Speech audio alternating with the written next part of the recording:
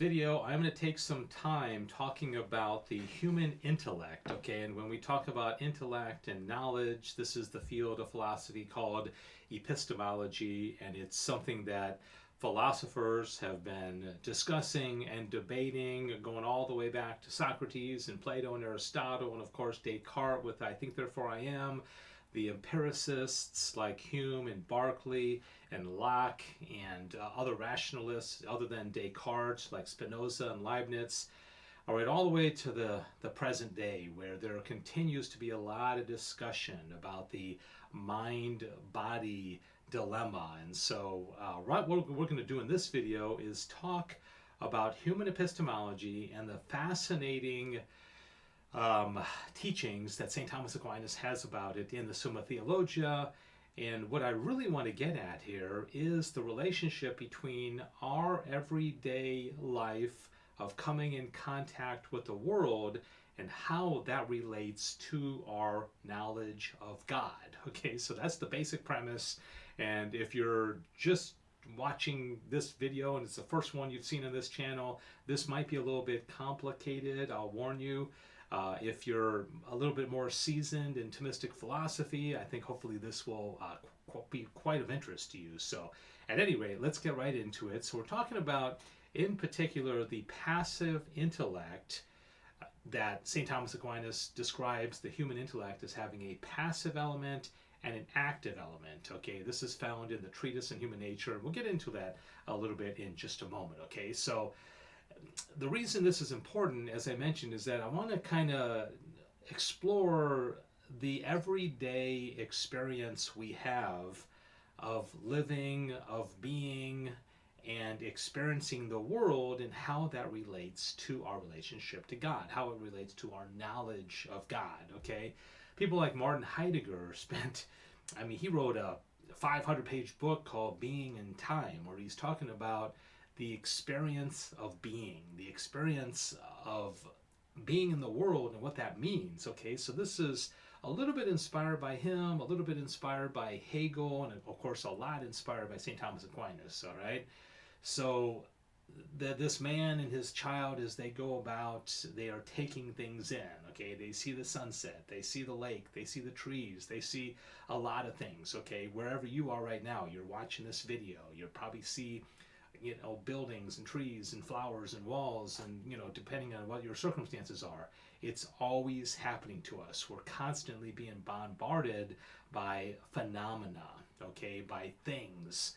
And so it's worth looking into this connection and what St. Thomas Aquinas teaches about this. Okay, so in Prima Pars, question 3, article 4, Thomas is talking about God, and he starts off the Summa exploring the nature of God, and he says whether essence and existence are the same in God. And I'm not going to show you the actual text, but he says yes. Okay, God, his essence, or what he is the same of that he is, that he exists. Okay, so God doesn't just exist, God is existence, God is being, because being and existence is really the same thing. Okay, so keep that in mind as we go forward. That's going to be very important. Okay, God is being. Okay, you got that? Maybe repeat that a time or two, because we got to get that into our head. Okay, God is being, God is existence. All right, so now we move on, and now we're going to question 12, article 5, and this is one of the more interesting articles in the Summa, because very early in the Summa, Thomas gives a preview of beatitude. Okay, what is it going to be like when we're united to God? Okay, he's going to revisit it way at the end of the Summa. I'll show you that article here in just a moment. But he says here, whether the created intellect needs any created light in order to see the essence of God.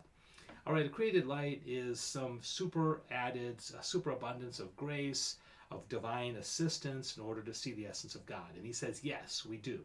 In order to see the essence of God, we have to rely on God's grace. Okay, we can't do it on our own, through our natural faculties of intellect. So keep that in mind too. Okay, so you got two things in mind. First of all, that God is being, God is existence, and also that in order for us to see the essence of God, we have to, let me get rid of that, we have to have a superadded grace that's provided by God, okay? So now we jump to question 14, Article 3, whether God comprehends himself. And remember, God is being, God is existence. And so now we're getting into kind of the what does God do? How much does God know? And Thomas is going to say here, God perfectly comprehends himself, as can be thus proved. A thing is said to be comprehended when the end of the knowledge of it is attained. And this is accomplished when it is known as perfectly as it is knowable. Now it is manifest that God knows himself as perfectly as he is perfectly knowable. All right, so it seems almost a little bit circular here, is that God is existence, God is, right, as he told Moses, and then God knows himself, he comprehends himself. And so it's hard for us to figure this out, but just kind of try the best you can to work that out. And then now in question 14, Article 5, okay, so God knows himself. What about the rest of the created world? Okay, God is being, God is existence, God comprehends himself. What are the myriad and millions of species of things in the world, the things that we experience, okay, does God know all these things? And Thomas says God necessarily knows things other than himself, for it is manifest that he perfectly understands himself. Otherwise, his existence would not be perfect, since his existence is his act of understanding. Now, if anything is perfectly known, it follows of necessity that its power is perfectly known. But the power of anything can be perfectly known only by knowing to what its power extends. Since therefore the divine power extends to other things by the very fact that it is the first effective cause of these things, God must necessarily know things other than himself, okay? So since God created all things, and all things came into existence because of existence itself, God also knows all things, okay? So kind of pack that away as well. So now we're going into the Treatise on Human Nature, and I told you that we're going to just talk about the passive power of the intellect, okay? So if you've kept everything that I've said so far and what we've learned so far in the Summa, and I know we're jumping around a lot, but we are going chronologically, okay? We're going, in order here, but just jumping a lot. Now we're talking about the passive power of the human intellect. And Thomas says here in question 79, Article 2, is there a passive power? And yes, there is. Now, get this, what he says. A thing is said to be passive from the very fact that what is in potentiality to something receives that to which it was in potentiality, without being deprived of anything. And accordingly, whatever passes from potentiality to act may be said to be passive, even when it is perfected. And thus, with us to understand is to be passive, okay? For us to understand is to be passive.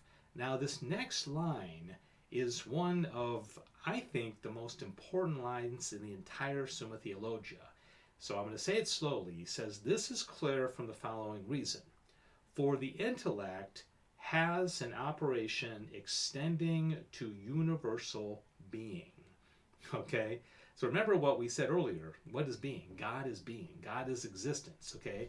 So our intellect extends to universal being. That's a big deal. Okay? Our intellect, therefore, can know basically everything. We may therefore see whether the intellect be in act or in potentiality by observing, first of all, the nature of the relation of the intellect to universal being. All right, so he goes on. For we find an intellect whose relation to universal being is that of the act of all being, and such is the divine intellect. Okay, we've already covered that, which is the essence of God, in which originally and virtually all being pre-exists in its first cause. And therefore the divine intellect is not in potentiality, but is pure act.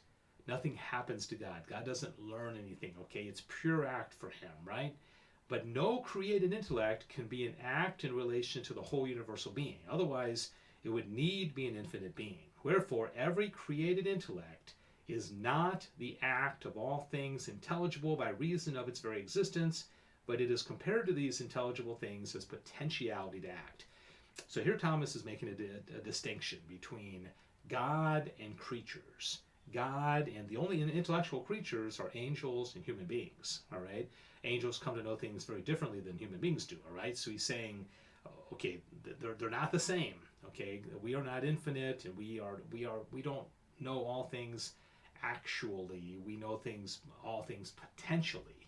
Okay, but that's the point though. Okay, so then he says, but the human intellect, which is the lowest in the order of intelligence and most remote from the perfection of the divine intellect, is in potentiality with regard to things intelligible, and is at first like a clean tablet on which nothing is written, as the philosopher says. Interestingly, most people ascribe that quote to John Locke, where clearly about the tabula rasa, the clean tablet, the clean slate, but apparently Aristotle said it first. This is made clear from the fact that as first we are only a potentiality to understand, and afterwards we are made to understand actually, and so it is evident that with us to understand is in a way to be passive, taking passion in the third sense, and consequently the intellect is a passive power. Okay, so if you're following this, we can know everything. Okay, all things that God knows actively, we are able to know passively. Now that should be extremely encouraging as far as what we're able to take in, and it makes me wonder about whether or not we fully activate the potential that we have of our knowledge even here below. All right, so last couple articles I'm going to show you is that, first of all, we're going to zip all the way to the end of the Summa here. This is Supplement 87, Article 2, okay? The supplement is after Tertia Pars. It's at the very, very end. It's after Thomas died, after he quit writing the Summa, talking about judgment here. Okay, now this is very interesting. Whether everyone will be able to read all that is in another's conscience. So in the general judgment, when all people are being judged, imagine every single person that ever lived being judged, and everybody is present somehow, some way, and he's saying, well, we all know what is in everybody else's conscience. And Thomas is going to say yes, and I'll explain to you why this is important. At the last and general judgment, it behooves the divine justice, which now is in many ways hidden, to appear evidently to all. Now the sentence of one who condemns or rewards cannot be just unless it be delivered according to merits and demerits. Therefore, just as it behooves both judge and jury to know the merits of a case in order to deliver a just verdict, so it is necessary, in order that the sentence appear to be just, that all who know the sentence should be acquainted with the merits. Hence, since everyone will know of his reward or condemnation, so will everyone else know of it. Everyone else, okay? And consequently, as each one will recall his or her merits or demerits, so will he be cognizant of those of others. Okay, so if you take this at face value, it means that billions and billions and billions and billions and billions of people have lived since the beginning of time, and little old us are going to know everybody's conscience. Okay, this is an indication of the vast potential that we have in our intellects. Can you imagine that? Knowing everybody's conscience, and at the same time, this is how little we use our minds here below, because we go from one thing to the next, and we have memory, but nothing like this, right? Now Thomas is gonna. Some people have said, well, what about forgiven sins? What about things like that? I find it kind of interesting. He says this is more probable and more common opinion, although the masters, Peter Lombard, says the contrary, namely that a man's sins blotted out by repentance will not be made known to others at the judgment, but it would follow that from this that neither would his repentance for these sins be perfectly known, which would detract considerably from the glory of the saints and the praise due to God for having so mercifully delivered them. So what he's saying here is, somebody like Augustine, if he couldn't remember his sins, he wouldn't understand the mercy of God as well as if he actually did know his sins, even if they were forgiven, right? So this is a debated point in theology. All right, finally, this is supplement question 92, article 1, whether the human intellect can attain to the vision of God in his essence. So now this goes back to that question 12, article 5, I told you, the prefiguration of the blessed in heaven. And this is where we're going to actually find out where all the potentiality of our intellect becomes activated because God actually unites himself in his essence to our intellect. And it's really interesting, okay? Okay, if there be a self-subsistent thing that has nothing in itself besides that which is intelligible, such a thing can by itself be the form whereby the intellect understands. Now, a thing is intelligible in respect of its actuality and not of its potentiality, in proof of which an intelligible form needs to be abstracted from matter and from the properties of matter. Therefore, since the divine essence is pure act, it will be possible for it to be the form whereby the intellect understands, and this will be the beatific vision. Hence, the Master says that the union of the body with the soul is an illustration of the blissful union of the spirit with God. Okay, this is getting interesting here, okay? So he's comparing body and soul united together with the union of God and our intellect in heaven.